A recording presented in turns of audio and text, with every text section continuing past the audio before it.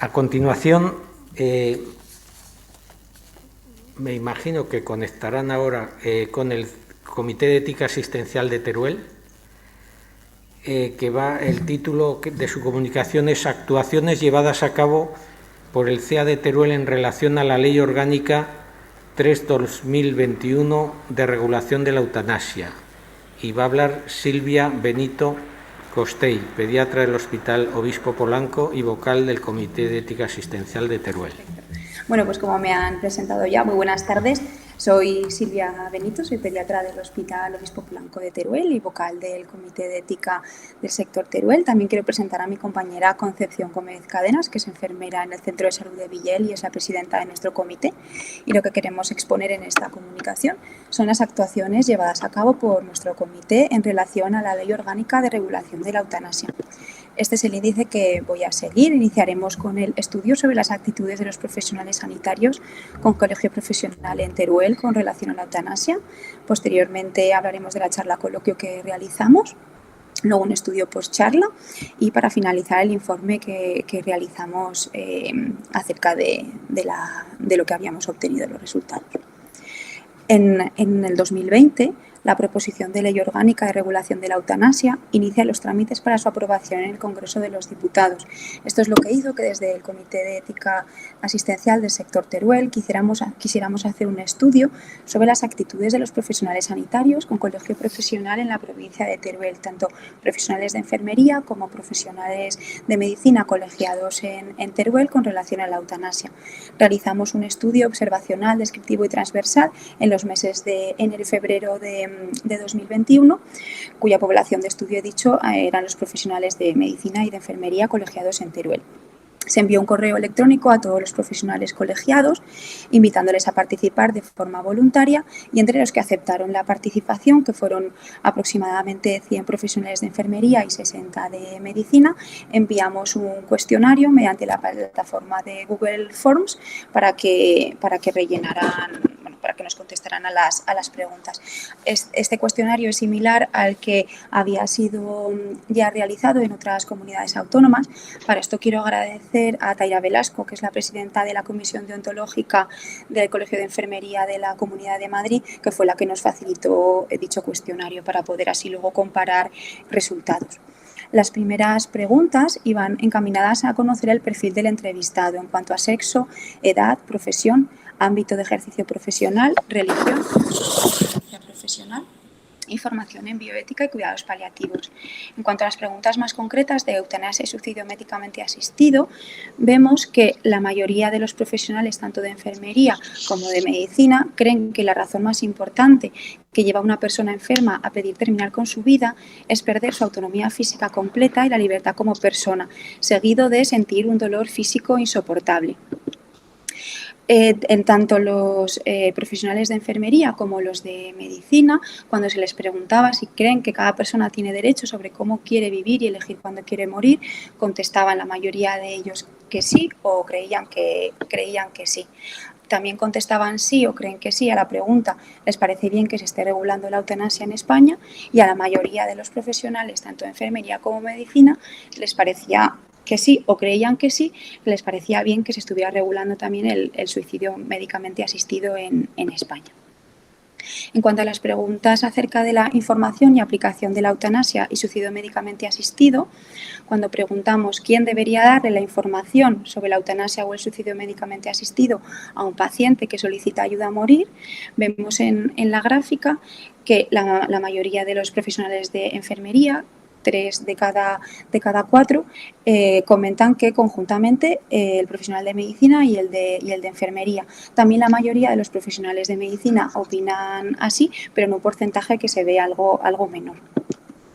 En cuanto a la pregunta ¿quién debería aplicar la eutanasia?, vemos que el 56% de los profesionales de enfermería opinan que cualquier profesional del ámbito, es decir, o un profesional de enfermería o un profesional de medicina, y este porcentaje baja al 33% en los profesionales de medicina, y lo que se ve que comentan que un 23% de los profesionales de medicina comentan que solamente el médico debería aplicar la eutanasia.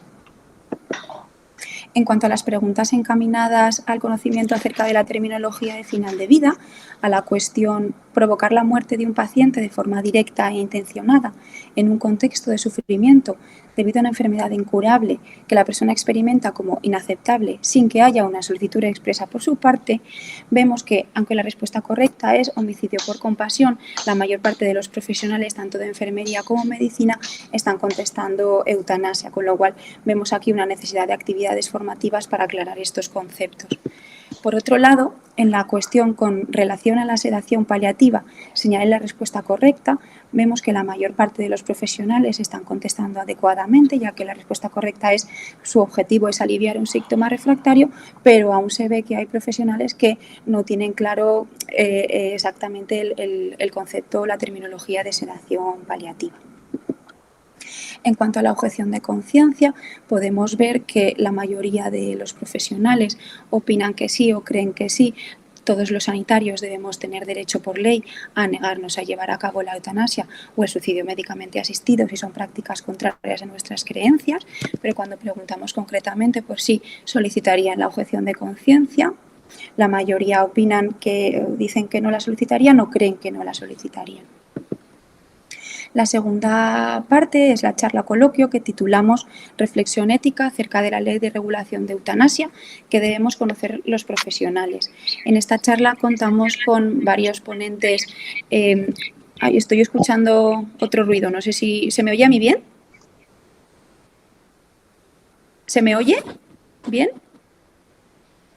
Bueno, no oigo nada, pero deduzco que sí, así que voy a seguir y si no me interrumpen. Contamos con componentes reputados como Taira Velasco, que es la compañera enfermera que he comentado con anterioridad, la presidenta de la Comisión Deontológica del Colegio de Enfermería de Madrid, con Pablo Iglesias, que es un excelente paliativista también de la Comunidad de Madrid, y también con Concepción Gómez, que es nuestra presidenta del Comité de Ética de Teruel. En esta charla abordamos la ley de eutanasia, sus consecuencias sobre la práctica clínica. También se realizó una reflexión sobre los aspectos éticos referentes a actuaciones relacionadas con el final de vida y se expusieron unos casos clínicos para aclarar conceptos de final de vida.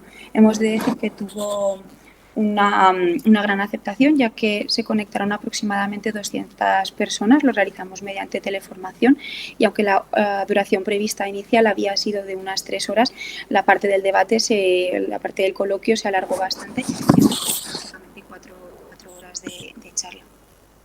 Posteriormente hicimos un estudio post-charla que fue entre las personas que habían asistido a la charla y que voluntariamente quisieron repetir nuevamente el cuestionario previo.